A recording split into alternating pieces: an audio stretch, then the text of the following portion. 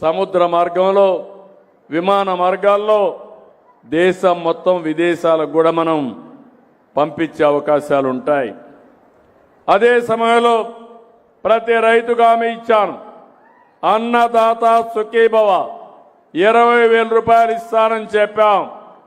అంత మునిపిచ్చింది మీకు 7,500 ఇస్తే ఆర్థిక ఇబ్బందులున్నా మనం 14,000 ఇచ్చాం. గవర్నమెంట్ ఆఫ్ ఇండియా 6,000 ఇచ్చింది. మొత్తం ఎన్డీఏ 20,000 రూపాయలు ప్రతి ఒక్క రైతుకి ఇచ్చే కార్యక్రమానికి శ్రీకారం చుట్టాం. పిల్లలకు డిఎస్సి 15,941 మంది టీచర్ పోస్టులు భర్తీ చేశాం. 5 ఏళ్ళు ఒక టీచర్ పోస్ట్ భర్తీ చేయలేదు. పిల్లల విద్య పైన కాన్సన్ట్రేట్ చేయలేదు. ఇక్కడ నేను చూశాను పిల్లల్ని, చిన్న పిల్లలు 2 వేళ్లు చూపిస్తూ నాకు స్వాగతం పలుకుతున్నారంటే ఆ పిల్లల కోసమే నేను పనిచేస్తున్నా, వాళ్ళ భవిష్యత్తు కోసమే నేను పనిచేస్తున్నాను. తొందరలో ఇంకొక పాలసీ కూడా తీసుకొస్తాం. మన రాష్ట్రంలో చిన్న పిల్లల సంఖ్య తగ్గిపోతా ఉంది. ఈరోజు మీరందరూ చూస్తే ఒకప్పుడు ఎక్కడ చూసినా పిల్లలంతా కూడా కళకళలాడుతూ ఉండేవారు. ఇప్పుడు చదువుకున్న వాళ్ళల్లో మార్పు వచ్చింది. ఆ మార్పు పిల్లలు వద్దనుకొని అసలు పిల్లలు కనడం మానేస్తున్నారు. ఇది ప్రమాదం. ఎందుకంటే కొన్ని దేశాలు పిల్లలు లేకుండా ఆ దేశాలంతా కూడా మెషిన్స్ పైన ఆధారపడి జనాభా తగ్గిపోయింది.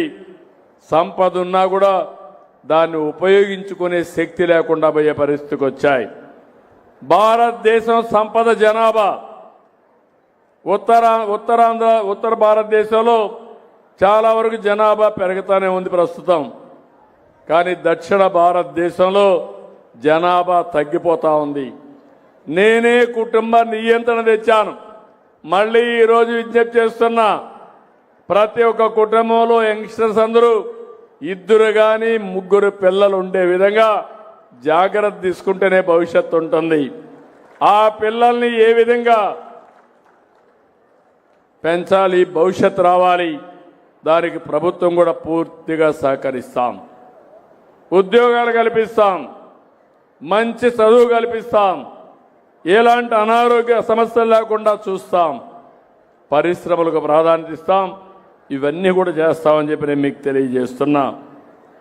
ఇంకో పక్క నేను 3 విషయాలు చెప్పాను.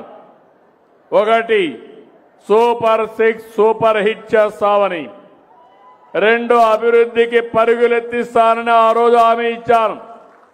ఈరోజు మీరు చూస్తే విశాఖపట్నం కేంద్రంగా అనేక అభివృద్ధి కార్యక్రమాలకి శ్రీకారం చుట్టాం. మొట్టమొదటిసారిగా ఆర్థిక సంస్కరణలు వచ్చిన తర్వాత భారతదేశంలో 15 బిలియన్ అంటే దగ్గర 1,20,000 కోట్ల రూపాయలతో data centre, AI artificial intelligence కేంద్రం పెట్టే పరిస్థితికి వచ్చారు. ఇది ఒక వినూత్నమైన కార్యక్రమం. టీసీఎస్ వచ్చింది, కాగ్నిజెంట్ వచ్చింది, భోగాపురం విమానాశ్రయం వస్తుంది. భోగాపురం విమానాశ్రయం విజయనగరానికి చాలా ఆసరాగా ఉంటుంది. ఒకప్పుడు హైదరాబాద్ ఉంది, ఎక్కడ ఎయిర్పోర్ట్ రావాలని ఆలోచించాను. ఆ రోజు శంషాబాద్లో పెట్టాను. దానికి కారణం అటు మహబూబ్నగర్ జిల్లా, రంగారెడ్డి జిల్లా, నల్గొండ, విజయవాడ, కర్నూలుకి సెంటర్గా ఉంటుందని పెట్టాను. ఈరోజు హైదరాబాద్ అభివృద్ధి అయిందంటే ఆ విమానాశ్రయమే కారణం అని చెప్పి మరొక్కసారి మీ అందరికీ విజ్ఞప్తి చేస్తున్నా. ఇప్పుడు నేను పెట్టే విమానాశ్రయం భోగాపురంలో వస్తుంది. భోగాపురం విజయనగరానికి దగ్గర, మీ జిల్లాకు దగ్గర. రేపు 3 జిల్లాలు శ్రీకాకుళం, విజయనగరం, విశాఖపట్నం ఒక బ్రహ్మాండమైన నగరంగా తయారు కావడమే కాకుండా ఉపాధి అవకాశాలు మెరుగవుతాయి. మీ భవిష్యత్తు బాగుంటుందని చెప్పి కూడా నేను మీకు తెలియజేస్తున్నా. ఇలాంటి అనేక అభివృద్ధి కార్యక్రమాలు. ఇప్పుడు మూలపేట పోర్టు తీసుకొస్తున్నాం. టూరిజానికి ఎక్కువ ప్రాధాన్యత ఇచ్చాం. విజయనగరంలో ట్రైబల్ యూనివర్సిటీ కూడా తొందరలోనే పూర్తి అవుతుంది. ఇవన్నీ చేసి ఈ ఉత్తరాంధ్రలో ఖనిజ సంపద ఉంది. ఏదైతే సముద్రంలో ఉండేటువంటి ఇసుక కొన్ని విలువైనటువంటి ఖనిజ సంపదగా ఉంది. రేరెస్ట్ మినరల్ మెటీరియల్స్ ఉన్నాయి. దీంట్లో నుంచి కానీ ఫ్యాక్టరీస్ పెడితే మన పిల్లలకు ఉద్యోగాలు వస్తాయి. ఇంకా ఇవి అటామిక్ ఎనర్జీకి వీటికన్నిటి కూడా ఉపయోగపడుతుంది. ఇవి కాకుండా మీరు చూస్తే అన్న క్యాంటీన్లు పెట్టాం, మత్స్యకారుల సేవలో డబ్బులు ఇచ్చాం, ఆటో డ్రైవర్లకు ఇచ్చాం. నేను ఈరోజు ఒకే ఒక విషయం చెప్తున్నాను, నేను అందరి వాడిని. పేదవాడు ఎక్కడుంటే అక్కడ నేను ఉంటా, పేదవాళ్లకు తోడుగా ఉంటా. పేదరికం లేని సమాజం చూడాలనేది నా లక్ష్యంగా పెట్టుకున్నాను. పేదరికం ఒక సమస్య, ఒక శాపం.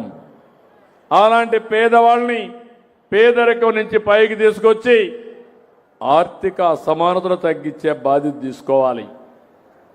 ఈరోజు పేదవాళ్ళుగానే ఉండి డబ్బులున్న వాళ్ళు డబ్బులు సంపాదిస్తా పోతే ఆ సమాజానికి విలువ లేదు, అలాంటి సమాజానికి గౌరవం కూడా ఉండదు. సంపద అనేది ప్రతి ఒక్కరికి మెరుగైన జీవన ప్రమాణాలు కల్పించే విధానం ఉండాలని చెప్పి కూడా నేను మీకు తెలియజేస్తున్నా. అందుకే నేను P4 తీసుకొచ్చాను. ఇది కాకుండా మీరు ఒక విషయం గుర్తుపెట్టుకోవాలి. ఒకప్పుడు నేను ఇప్పుడు భూముల విషయం మాట్లాడితే మీరందరూ చప్పట్లు కొట్టారు. చాలా దుర్మార్గాలు జరిగాయి, మామూలు కాదు. ఈ భూముల రికార్డ్స్ అన్ని తారుమారు చేశారు. మీ భూమి ఆ రోజుండే పెద్దల మాట మీరు వినకపోతే మీ భూమిని వాళ్ళకి ఇమ్మని దౌర్జన్యం చేశారు. ఇవ్వకపోతే ప్రభుత్వ భూమిగా మార్చేశారు. కంప్యూటర్లు 22A పెట్టారు. మీరు చూసుకునే లోపల అది ప్రభుత్వ భూమి అయిపోయింది. ఈరోజు లిటిగేషన్లో పడిపోయింది. బిగినింగ్లో నేను ముఖ్యమంత్రి అవుతానే ఎక్కడికి పోయినా వందల వేల పిటిషన్లు వచ్చేటివి. ఏంటని చూస్తే అందరూ మా భూమి పలాయన కొట్టేశాడు, 1122A కింద పెట్టాడు, విభేదాలు వచ్చాయి, మీరు ఎట్లా పరిష్కారం చేస్తారో చేయమని బాధపడ్డారు. అది చూసిన తర్వాత నేను ఎన్నికల్లో మీకు ఒక మాట చెప్పాను, ల్యాండ్ టైటిలింగ్ యాక్ట్ రద్దు చేస్తానని చెప్పి మొదటి సంతకం పెట్టి రద్దు చేసేశాను.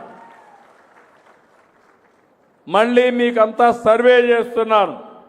నేను ఒకటే మీ అందరికీ హామీ ఇస్తున్నా, ఈ నెల 9వ తారీఖు కూడా మళ్ళా నేనే వచ్చి ఇస్తున్నా. 3 సార్లు ఇచ్చాను. డిసెంబర్ లోపల అన్ని భూములు సర్వే చేసి నా ఫోటో వేసుకోను, వేరే వాళ్ళ ఫోటో వేసుకోనేను, రాజముద్రతో పట్టాదారు పాస్ పుస్తకాలు మీకు ఇచ్చే బాధ్యత తీసుకుంటాం. అదే మాదిరిగా మీ దగ్గర కరెన్సీ, డబ్బుల కరెన్సీ ఎట్టుంటుందో అలాంటి ఫ్యూచర్స్ పెట్టి ఎవ్వరు ట్యాంపర్ చేయకుండా మీకు పట్టాదారు పాస్ పుస్తకాలు ఇస్తా. QR కోడ్ పెట్టాం.